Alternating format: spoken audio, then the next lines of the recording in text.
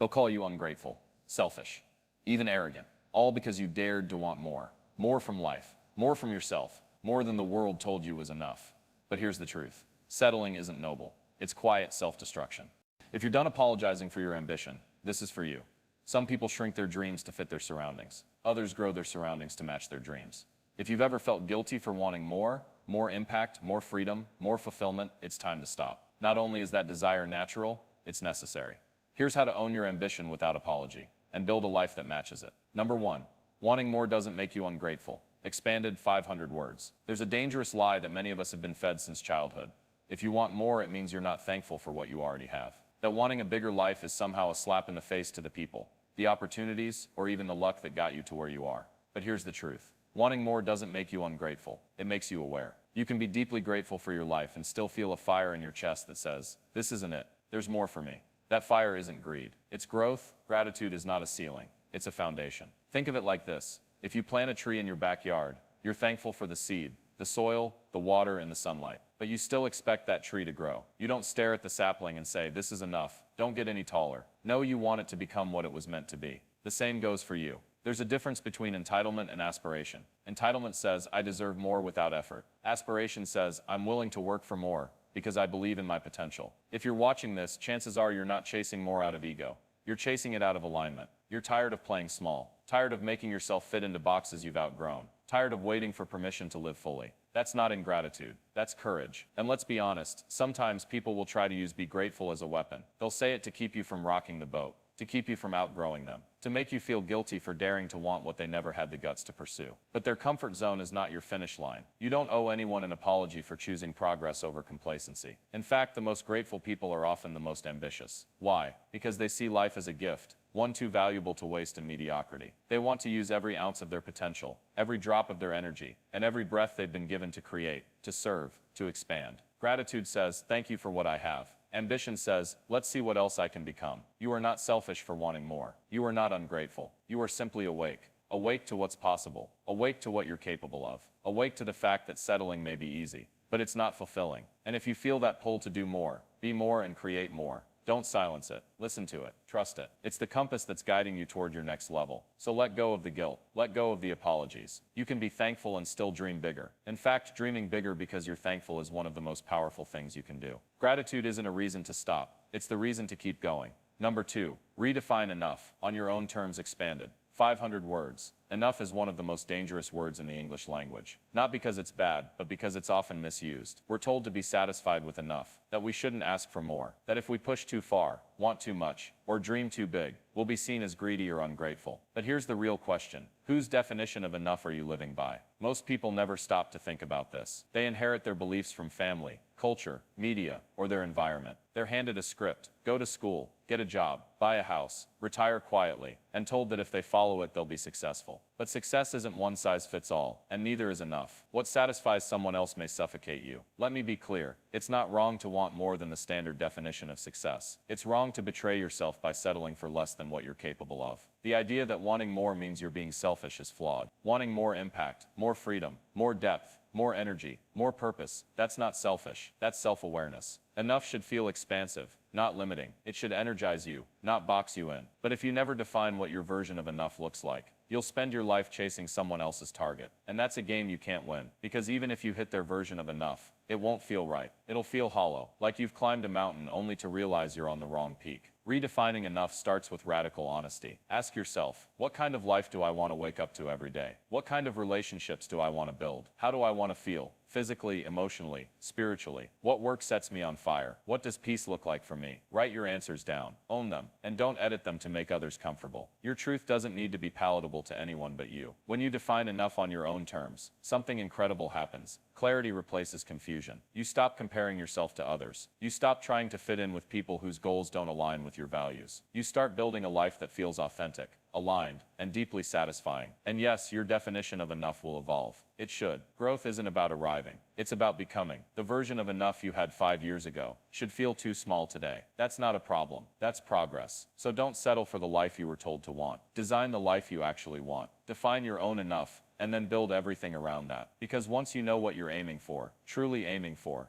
You can stop running in circles and start moving with purpose. Enough is not a limitation. It's a declaration. Make sure it's yours. Number 3. Trade guilt for ownership. Expanded. 500 words. If you've ever felt that tight knot in your stomach every time you admitted you wanted more, you're not alone. That feeling is guilt, and it's one of the biggest thieves of ambition. It whispers lies like, you're being selfish, or you should be happy with what you have. It convinces you to apologize for your dreams before you even share them. But here's the hard truth. Guilt is a sign that you're confusing responsibility with restriction. When you want more, guilt often creeps in, because society conditions us to believe that striving beyond enough somehow hurts others. Maybe it's your family, your friends, or your culture telling you that reaching higher means abandoning your roots, or stepping on others. But ambition isn't betrayal, it's ownership. It's taking full responsibility for your life, and refusing to settle for less than you deserve. Ownership means stepping into your power, without shame or hesitation. It means saying, this is my life, my journey, and my responsibility. You don't need anyone's permission to grow. You don't owe an apology for wanting more fulfillment, more impact, or more joy. You only owe it to yourself to pursue what lights you up. Guilt can feel like a heavy chain that holds you back, but ownership is the key that unlocks it. When you trade guilt for ownership, you stop waiting for approval and start creating your own rules. You replace doubt with clarity. Instead of asking, is it okay for me to want this? You ask, how can I make this happen? This shift in mindset is powerful because it transforms your relationship with ambition. Instead of fearing judgment, you embrace your desires as natural and necessary. Instead of shrinking yourself to fit someone else's comfort zone, you expand to match your own vision. Ownership empowers you to say no to distractions, to excuses, and to the voices that try to keep you small. And here's another truth. When you own your ambitions fully, you inspire others to do the same.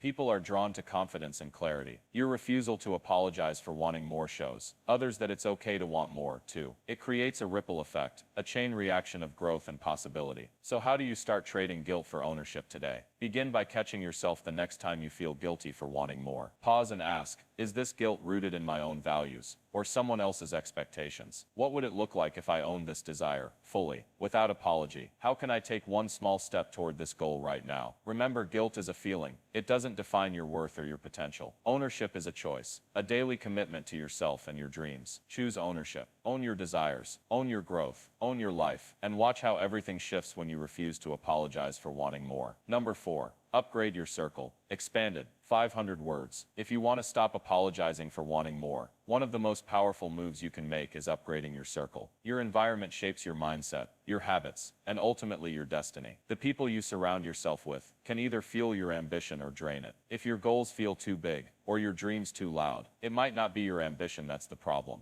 It could be the company you keep. Here's the truth. Growth loves company, but not just any company. It thrives around people who challenge, inspire, and elevate you. People who celebrate your wins, push you beyond your comfort zone, and refuse to let you settle for less. If your current circle doubts your dreams, or makes you question your worth, it's time to rethink who you're spending your energy with. Upgrading your circle doesn't mean abandoning old friends or family. It means seeking out relationships that align with the life you want to build. It means connecting with mentors, peers, and communities that normalize success and encourage growth. It means creating a support system where your ambitions aren't seen as threats, but as opportunities for collective rise. When you upgrade your circle, you create a new standard for what's possible. You start hearing different conversations, ones filled with ideas, solutions, and visions, rather than complaints and limitations. Your mindset shifts because the people around you mirror back your potential. They remind you of your worth when self-doubt creeps in. They hold you accountable when you hesitate. Remember, you become the average of the 5 people you spend the most time with. If those 5 people settle, you settle. If those 5 people dream small, your dreams shrink. But if those 5 people are ambitious, relentless, and growth-oriented, you'll find yourself stepping up to their level, often without even realizing it. Upgrading your circle also means letting go of toxic relationships that drain your energy or belittle your goal. It's hard,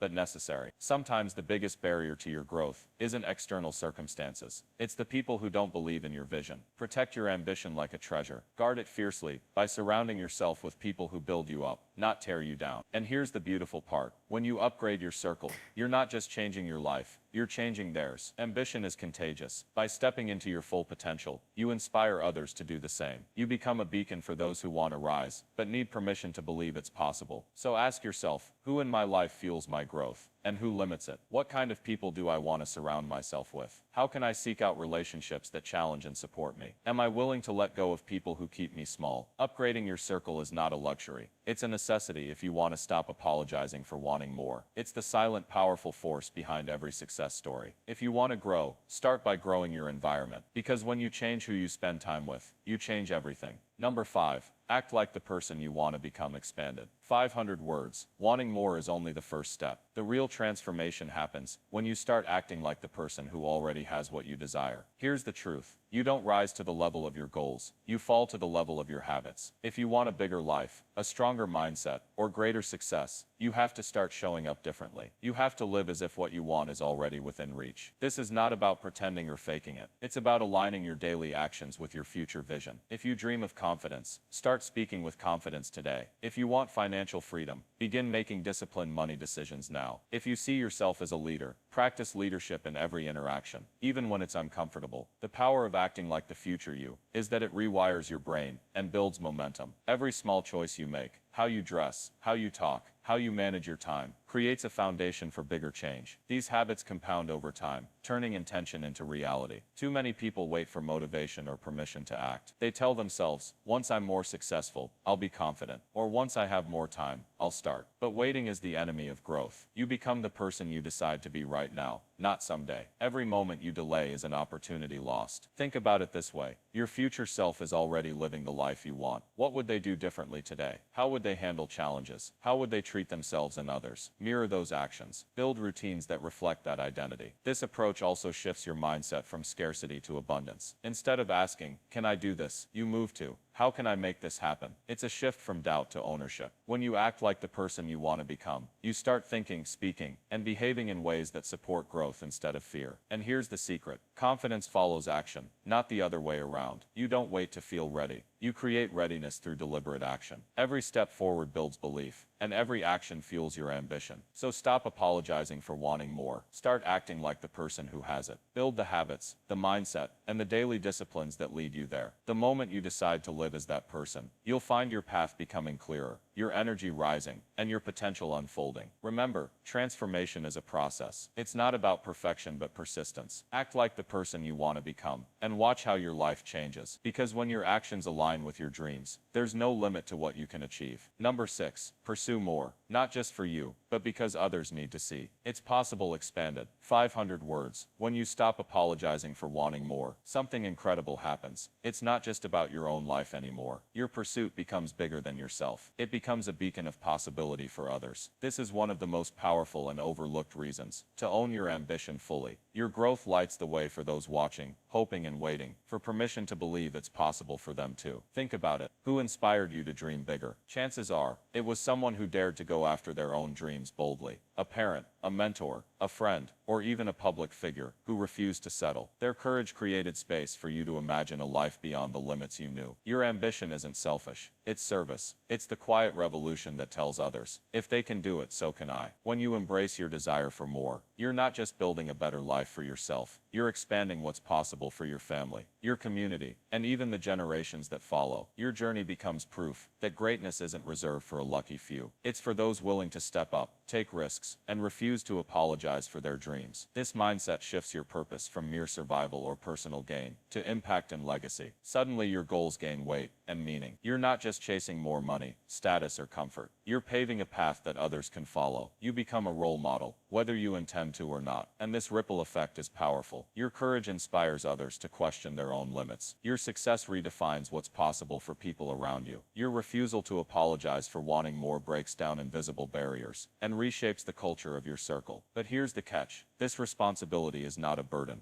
It's a gift. Owning your ambition and pursuing your dreams with unapologetic confidence gives you a deep sense of purpose and fulfillment. It connects your personal growth to something larger than yourself. So ask yourself, who is watching me? Whose dreams am I helping to ignite just by pursuing my own? How can I use my growth to lift others? What legacy do I want to leave behind? When you shift your focus from me to we, your drive gains unstoppable momentum. You're no longer just chasing more for the sake of more. You're becoming a living example of what's possible. And in doing so, you transform not only your life, but the lives of everyone around you. Stop apologizing for wanting more. Pursue it boldly, knowing that your ambition is a light in the darkness for someone else. Own your growth, own your impact, and watch how your journey becomes a catalyst for change, far beyond yourself.